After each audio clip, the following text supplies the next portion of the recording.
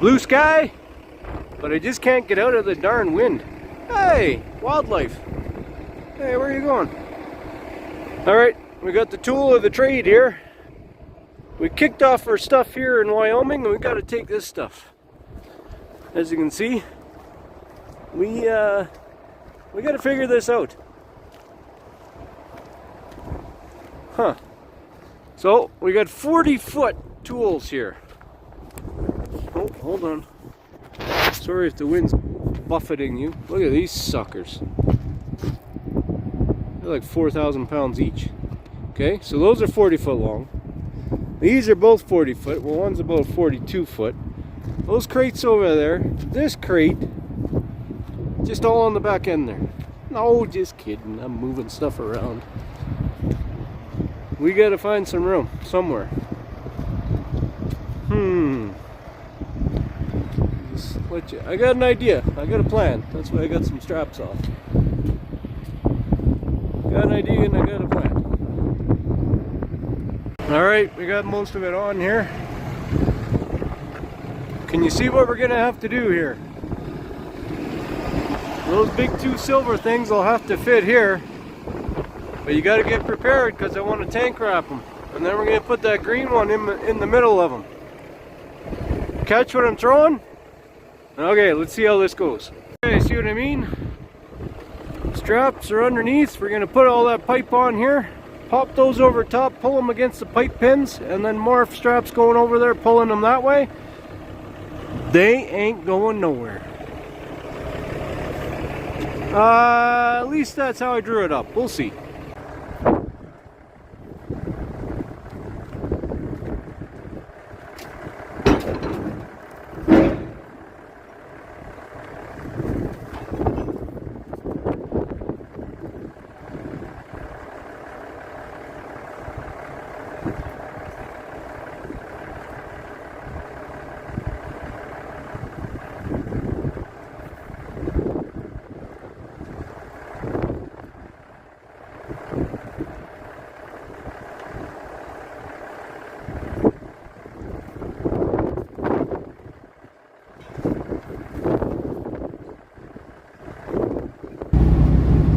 Climbing the hill here. We are in Montana. Can't you tell?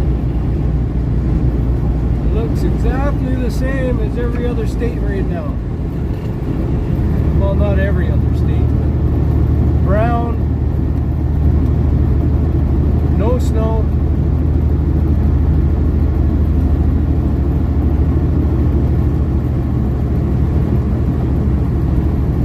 For climbing hills, once I drop a gear, I don't keep it to the floor. I let off a bit. Keep my RPMs in a range where you can climb the hill and actually pick up speed a bit.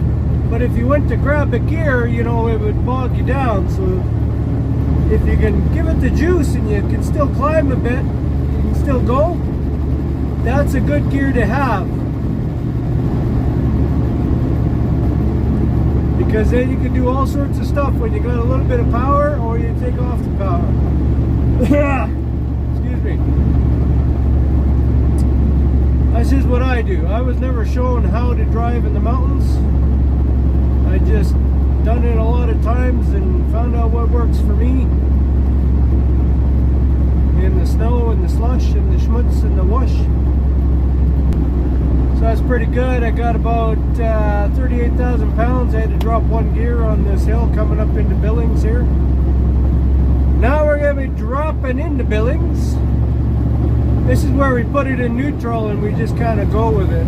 We don't worry about engine brakes or nothing like that. Grab a gear.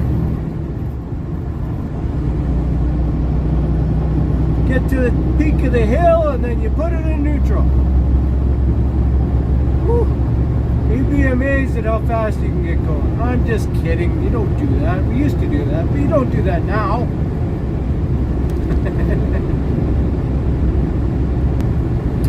I got her all on there, got her all tarped up. We'll take a look at it here in a minute, but I had to hightail it out of there. We got lots to do. I want to get her all off tomorrow, so we got to hustle. Stops in Calgary. 2 stops in Calgary. One at our yard, one at a customer. Stop in Red Deer. Stop in Leduc. And then a stop in Sherwood Park, Alberta, which is just outside of Edmonton. So I want to get that all done tomorrow. Plus, I'll still be in Montana tomorrow morning, so we got some work to do. See this? See this right here? This is fuel mileage. See this here? Out the window. We got money to make by making deliveries. That's what we're gonna do. Alright, now we're going down this hill here. Let's keep her in control. It's not that big of a hill. No big deal.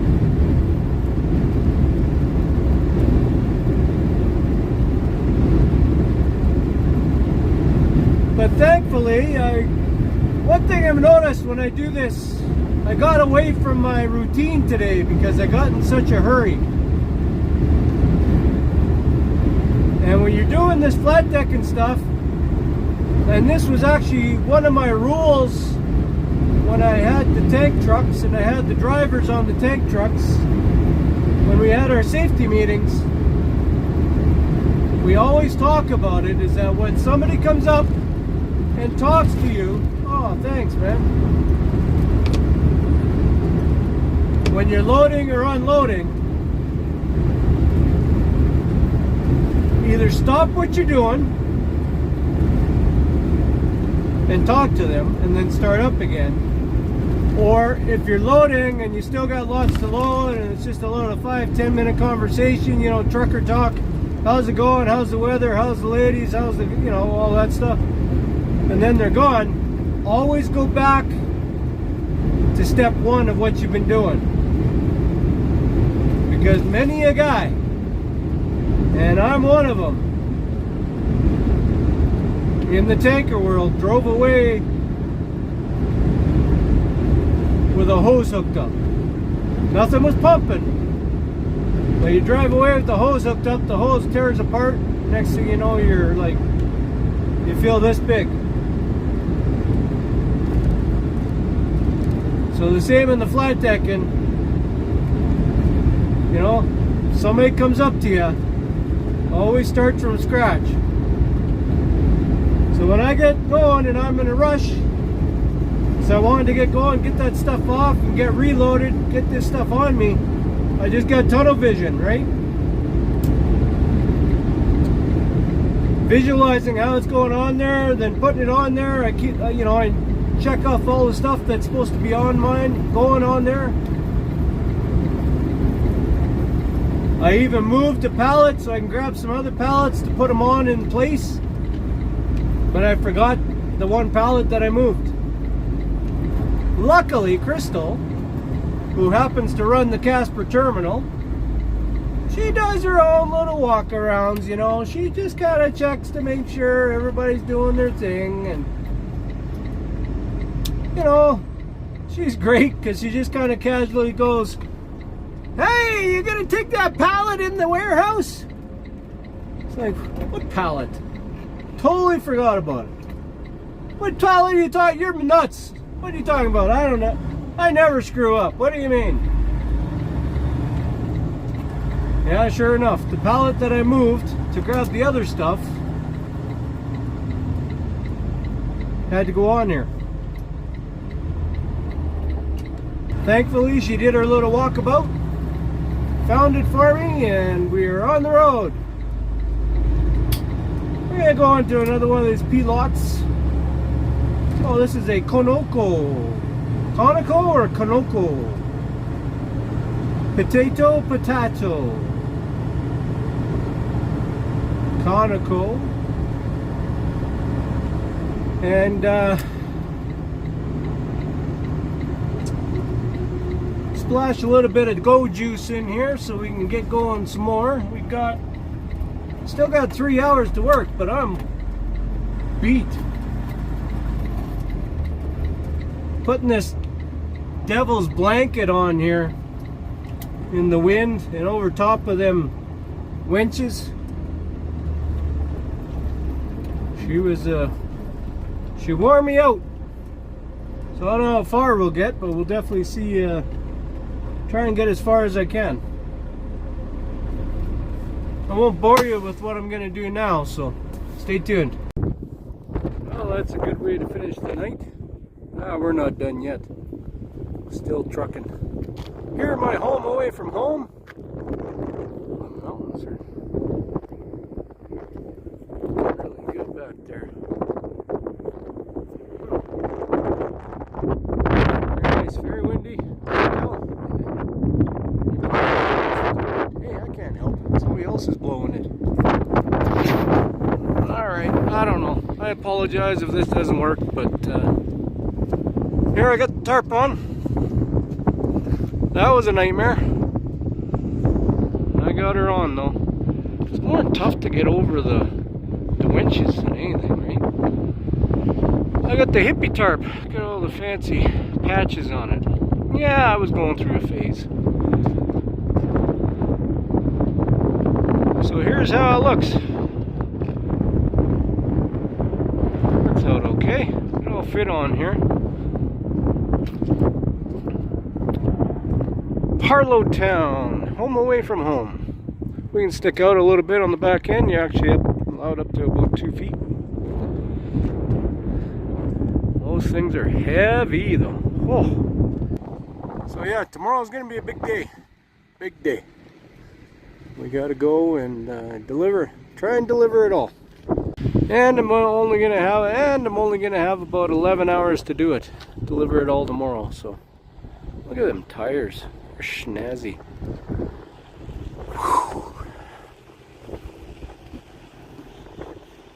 We're still going. Hour and a half to go. Here we go. Oh, here we go. We made it. Look at this schmutz. This is terrible. Terrible, terrible. Okay. We're here in Red Deer making a drop. I just thought I'd show you what I'm dealing with. It's all beautiful, dry and bare all the way up into Canada, and then southern Alberta it started doing this. So we might as well live in igloos up here. Alright, let me get this done, let me time it, see how long it takes. I'm pretty frustrated with this freaking tarp. Stay tuned. Shh. Listen.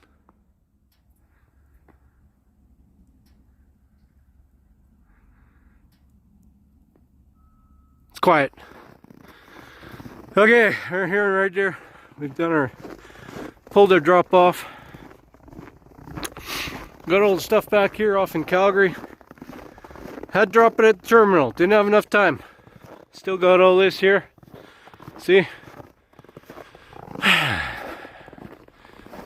Take tarp off, take all that other stuff off, put the tarp back on, and then here I had these white things on this side. Lift the tarp up, pull the white things out, put the tarp down, strap it, bungee it, blah blah blah.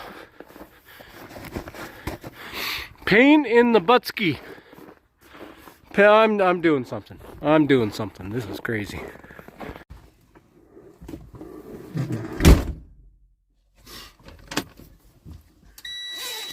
So that took, actually not bad, that took 15 minutes. That's all right.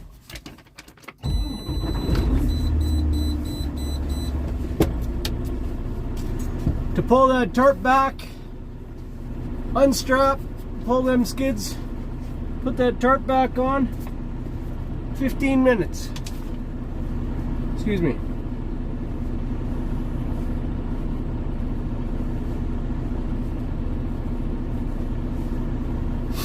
I don't think it's all snot. I think it's a lot of your breath goes up and makes icicles on your nose. But it could be snot. I don't know.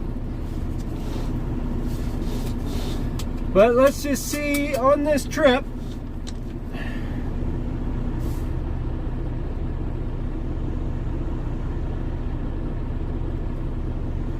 On this trip alone,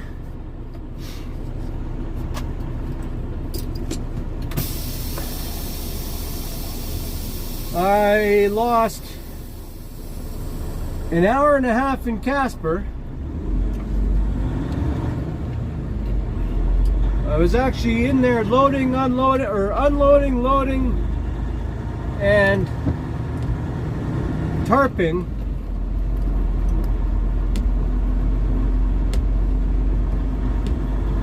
for 2.5 hours.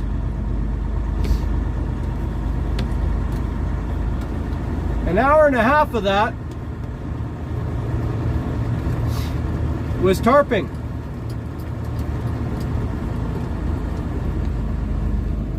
We got to Calgary this morning.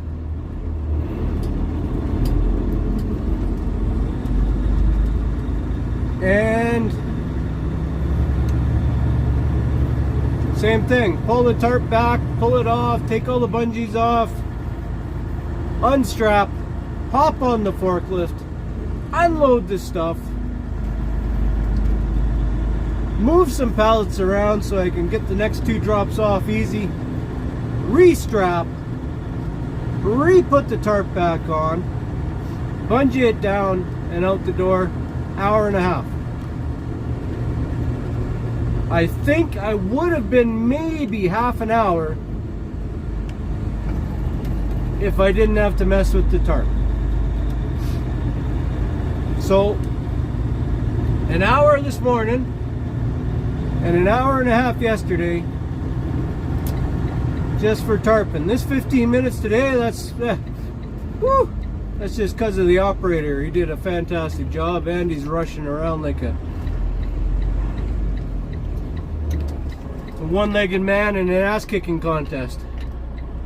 So, also, you know, okay, so it lost me time. Lost me 2.5 hours of time just between yesterday and today, which is a big deal when you're on an electric logging device, right?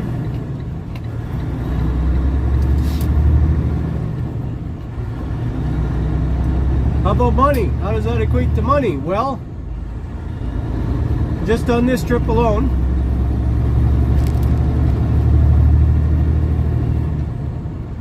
I dropped in Calgary at our terminal because I didn't have enough time to make the deliveries and then get to Edmonton, 3 hours away. And that's the only reason I dropped there. Because then I'd be a little bit longer if I had to go to each drop, take the tarps off, get them to pull their stuff off, put the tarps back on, go to the next place, take the tarps off. And by off, I don't mean all off. I mean folding them back and then folding them back and on again. I got her down to a science. Like, I'm pretty good at it, but when you're dealing with this white sand everywhere, cold,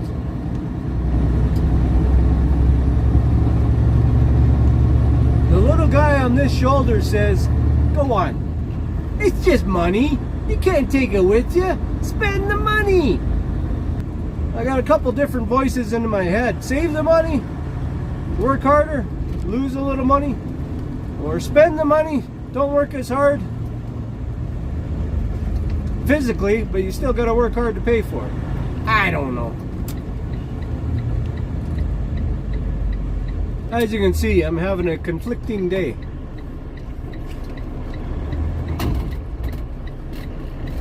Move to Mexico. That's a big voice in my head.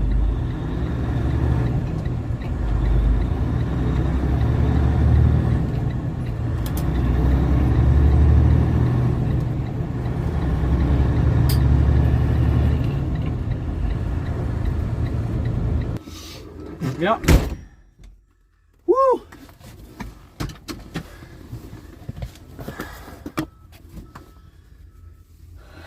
Okay. We have done what we kind of set out to do today.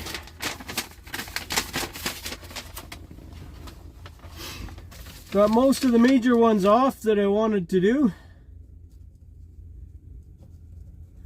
And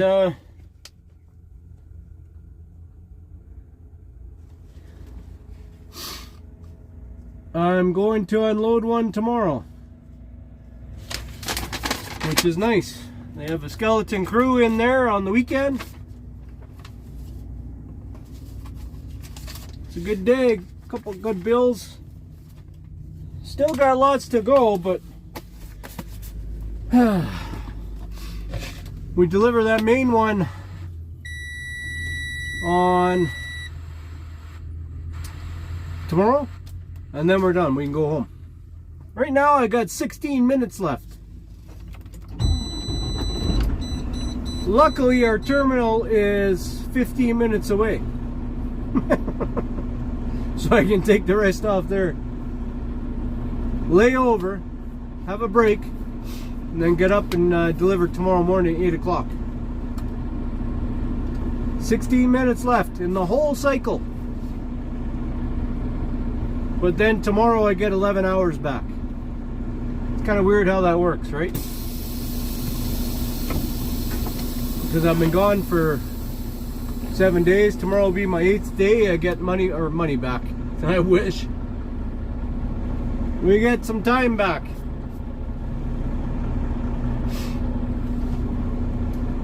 Can I spin around right here? Trucking's the only place where you actually get time back.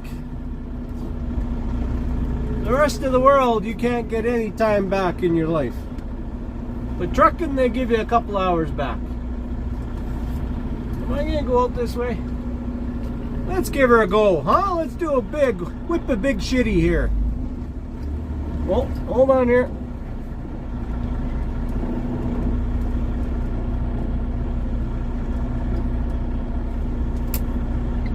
Make sure you signal your intentions.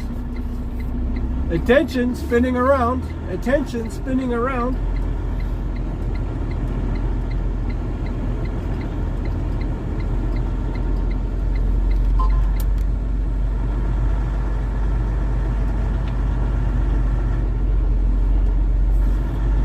What a day.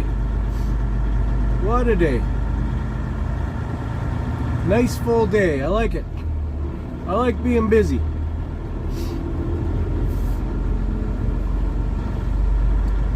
Well, we made it. We made her. Just getting unloaded. Just taking a look at some of these massive things here that these winches I brought are going on. You can see they built that winch will go right here. Turn this into a winch truck.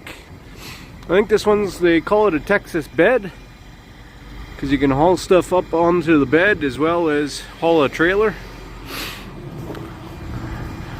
Like this one, look at this thing. And there's a winch on there. There's one of the ones I brought. That's what they put them on here. It's kind of neat. That's where it sits. Enough money, you can have anything. You know that?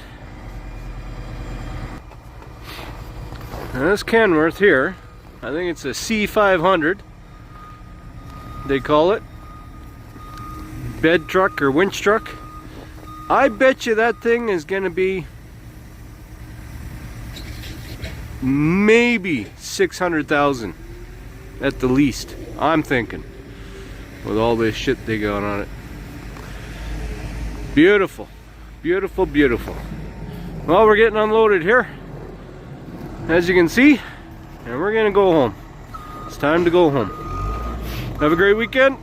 We'll see what happens next. Bye for now.